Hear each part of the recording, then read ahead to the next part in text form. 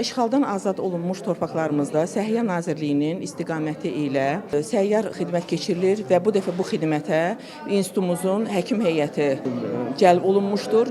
Həkim heyəti tərkibində nevroloq, gastroenteroloq, revmatoloq, dəri zöhrəvi həkimi fəaliyyət göstərir.